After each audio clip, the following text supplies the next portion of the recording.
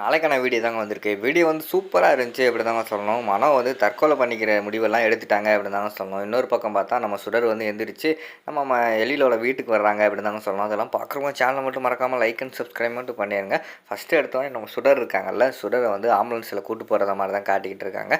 பக்கத்தில் வந்து அவங்க அப்பா சுப்பிரமணி இருக்கார்ல, அவர் உட்காந்து அழுதுகிட்டு இருக்காரு. சுடர் எந்திரிமா, உனக்கு என்னம்மா ஆச்சு, என்னம்மா பண்ண அப்படின்னு சொல்லிட்டு அவர் ஒரு பக்கம் அழுதுகிட்டே இருக்கிற மாதிரி காட்டிக்கிட்டு இருக்காங்க. மண்டபத்தில் பார்த்தா எல்லாருமே மயான அமைதியிலே இருக்கிற மாதிரி காட்டிக்கிட்டு இருக்காங்க. டக்குன்னு பார்த்தா அப்படியே சுடரை வந்து ஹாஸ்பிட்டலுக்கு கொண்டு போய் சேர்த்துட்டு சுடருக்கு வந்து கண்ணு முழிச்சிட்டாங்க. கண்ணு முழிச்ச உடனேயும் சுடருக்கு வந்து தெரில, என்னடா நம்ம இங்கே இருக்கோம், நம்ம வந்து ஏர்போர்ட்டில் இருக்கணுமே, எப்படி நம்ம இங்கே இருக்கோம், இது என்ன ஹாஸ்பிட்டல் மாதிரி இருக்குது, ஐயோ என்னாச்சு அப்படிங்கிற மாதிரி சொல்லிட்டு அவங்க ஆச்சரியமாக பார்க்காங்க.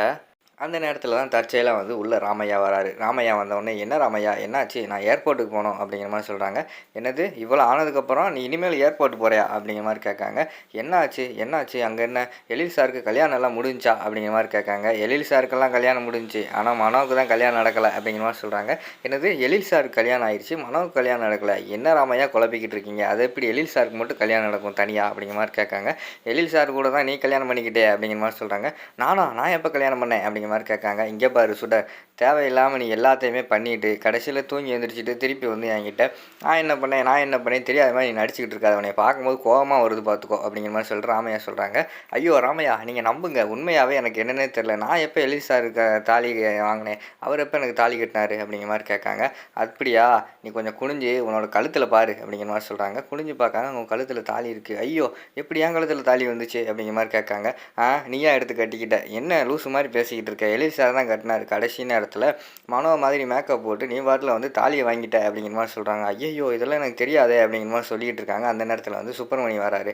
அம்மா என்னம்மா நீ இப்படி பண்ணுவேன்னு நான் வந்து எதிர்பார்க்கவே இல்லைம்மா, நம்ம வீட்டுக்கு வந்து அவங்க ரொம்ப நல்லது பண்ணியிருக்காங்க, போன வட்டம் கூட உன்னோட உயிரையே எல்லி சார் வந்து காப்பாற்றினார், ஆனால் அவருக்கு போய் இப்படி ஒரு துரோகம் பண்ணிட்டியம்மா, எனக்கே ரொம்ப கஷ்டமாக இருக்குது, இதை வேறு யாராவது என்கிட்ட வந்து சொல்லியிருந்தா கூட நான் நம்பியிருக்கவே மாட்டேன், ஆனால் நீ வந்து இப்படி பண்ணுவேன் நான் எதிர்பார்க்கவே இல்லை, நான் ஏன்னா முன்னாடியே உட்காந்து பார்த்துக்கிட்டு இருந்தேம்மா அப்படிங்கிற மாதிரி சொல்கிறாங்க. அப்பா உண்மையை சொல்கிறேன்ப்பா, நான் சொன்னால் நம்புங்கப்பா, எனக்கு இதெல்லாம் தெரியாதுப்பா, எனக்கு தெரியாமல் நடந்துருச்சுப்பா, எப்படின்னே தெரியலப்பா அப்படிங்கிற மாதிரி சொல்லிகிட்டு இருக்காங்க.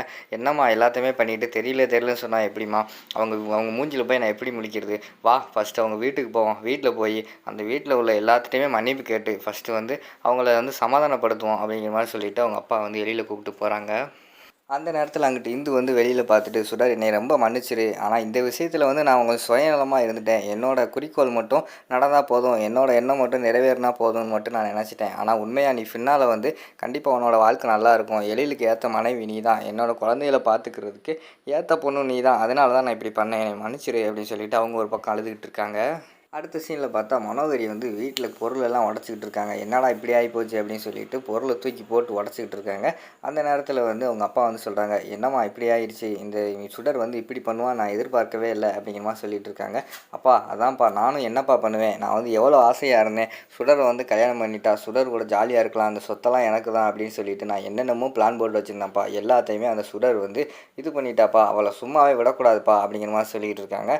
இனி அவளை எல்லாமா பண்ணுறது, எல்லாத்தையுமே பக்காவாக பிளான் போட்டு எல்லாத்தையுமே நிறைவேற்றிட்டா அப்படிங்கிற மாதிரி சொல்லிகிட்டு இருக்காங்க. செல்வி சொல்கிறாங்க, ஆமாம்மா இனிமேல் வந்து தாலியும் கலட்ட முடியாது, அக்னி சாட்சியாக வந்து தாலி கட்டிட்டாங்க, ஆல்ரெடி வந்து கனகவல்லி அம்மாவும் நம்ம சுடர் பக்கம் இருக்கிற மாதிரி தான் தெரியுது, இனிமேல் வந்து நீங்கள் பண்ண டார்ச்சருக்கு அவள் உங்களை இந்த வீட்டில் இருக்க விடுவாளோ என்னென்னு தெரியலை அப்படிங்கிற மாதிரி சொன்ன உடனே அந்த இடத்துல தான் மனம் வந்து யோசிக்காங்க. ஐயோ என்னடா இப்படி சொல்லிக்கிட்டு இருக்கா அப்படின்னு சொல்லிட்டு, இனிமேல் நான் உயிரோடு இருந்து என்ன பண்ணேன் அப்படின்னு சொல்லிட்டு திடுன்னு ஓடி போய் கதவை பூட்டிட்டு அங்கே மேலே இருக்கிற ஃபேனில் வந்து சேலையெல்லாம் கட்ட ஆரம்பிச்சிடுறாங்க. பின்னாடியே வந்து நம்ம செல்வியும் அவங்க அப்பாவும் போய் கதவெல்லாம் தட்டுறாங்க.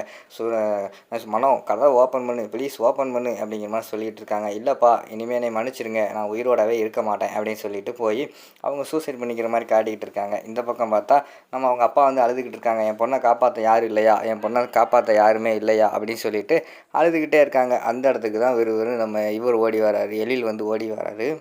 எழில் ஓடி வந்துட்டு என்னாச்சு அப்படிங்கிற மாதிரி கேட்டோன்னே, என் பொண்ணு உள்ளே போய் கதவை பூட்டிக்கிட்டா தம்பி, காப்பாற்றுங்க அப்படிங்கிற மாதிரி சொல்கிறாங்க. ஏய் மனம் கதவை திறன்னு கதவை தட்டி பார்க்குறோம், கதவை திறக்கிற மாதிரி தெரில. உடனே சைடில் போகிறாங்க, சைடில் போய் ஜன்னல் வழியாக, ஏய் மனம் சொல்கிறத கேளு, எதுக்குமே சூசைட் வந்து ஒரு முடிவு கிடையாது, நான் சொல்கிறத கேளு, எதுனாலும் நீ ஃபஸ்ட்டு இறங்கு, அந்த டேபிளை விட்டு இறங்கு, நம்ம பேசி தீர்த்துக்குறோம் அப்படிங்கிற மாதிரி சொல்கிறாங்க. இல்லை எழில் என்னை மன்னிச்சிரு, எனக்கு உன்னை விட்டு பிரிஞ்சு எங்கேயுமே போக முடியாது அப்படிங்கிற மாதிரி சொல்லிகிட்டு இருக்கிற மாதிரி காட்டுறாங்க. என்னைய விட்டு நீ எங்கே போற? உன்னை யார் இந்த வீட்ட விட்டு எங்கே சொன்னா? அதெல்லாம் ஒண்ணுமே கிடையாது. நீ இந்த வீட்ல தான் இருக்க போற. அது மட்டும் இல்லாம, நீ இந்த குடும்பத்தில ஒருத்தி. உன்னை எப்படி நான் இந்த வீட்ட விட்டு வெளிய அனுப்புவோம்? தயவுசெய்து நீ வெளிய வா. நடந்த தப்புக்கு வந்து என்ன பண்ணலாம்? ஏது பண்ணலாம்? வந்து நம்ம பேசி தான் தீர்த்துக்கிறணும். தயவுசெய்து வெளியில வா அப்படிங்கிற மாரி சொல்லிட்டு இருக்காங்க. உடனே அந்த இடத்துல வந்து கொஞ்ச நேரம் கழிச்சு நம்ம மனோ வந்து அப்படியே மெதுவா வந்து அந்த கயிற அவுத்துட்டு கீழ இறங்குறாங்க. கதவ திறந்து விடுறாங்க. உள்ள வந்தோனே, "என்ன மனோ லூஸ்தனமா பண்ணிக்கிட்டு இருக்க?" அப்படிங்கிற மாரி சொல்றாங்க. உடனே மனோ வந்து சொல்றாங்க, உன்னை விட்டு போறதுக்கு எனக்கு மனசு வரல. நான் உன்னை கல்யாணம் பண்ணணும்னு ரொம்ப ஆசைப்பட்டேன் தெரியுமா?" அப்படிங்கிற மாரி சொல்றாங்க. "உன்னை யார் இந்த வீட்ட விட்டு சொன்னா? நீ இந்த குடும்பத்தில ஒருத்தி. எங்கேயும் போக்கூடாது." அப்படிங்கிற மாரி வந்து எழில் சொல்றாங்க. "ஆமாம்மா, என்னம்மா இப்படி பண்ணிக்கிட்டு இருக்க? உன்னைய குடும்பத்தில ஒருத்தியா தானே பார்த்துக்கிட்டு இருக்கோம்." அப்படிங்கிற மாரி கனகவள்ளி சொல்றாங்க. உடனே நம்ம எழில் வந்து சொல்லிட்டு கிளம்புறாரு. அங்கிள் கொஞ்சம் பார்த்துக்கோங்க. கூடயே மனோ கூடயே இருங்க. கொஞ்சம் பார்த்துக்கோங்கன்னு" சொல்லிட்டு போறாங்க.